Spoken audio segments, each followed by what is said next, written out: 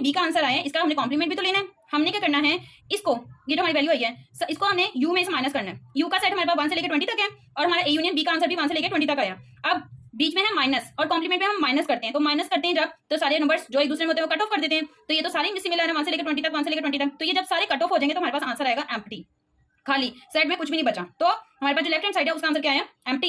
इसी तरह right hand side को पकड़ते हैं, A complement intersection B complement. सबसे पहले लेना हमने ए कॉम्प्लीमेंट, मतलब u माइनस ए। यू का सेट है 1 से लेकर 20 तक, ए का सेट है इवन नंबर्स 20 तक। अब हमने क्या करना है, इसको इसमें से वो वाले नंबर्स काट देने हैं जो एक दूसरे में सिमिलर है, जैसे 2 4 6 8 10 12 जितने भी 20 तक आगे इवन नंबर्स हैं वो इसमें से कट ऑफ हो जाएंगे। और जाहिर सी बात है जब ये सारे नंबर इसमें कट ऑफ हो जाएंगे तो सिर्फ पीछे जो रह जाएंगे वो ऑड नंबर्स रह जाएंगे, ठीक है। इसी तरह बी कॉम्प्लीमेंट लेना है, बी कॉम्प्लीमेंट का मतलब U minus B, again U का सेट लिखेंगे, बी का सेट लिखेंगे जो कि ऑड नंबर है।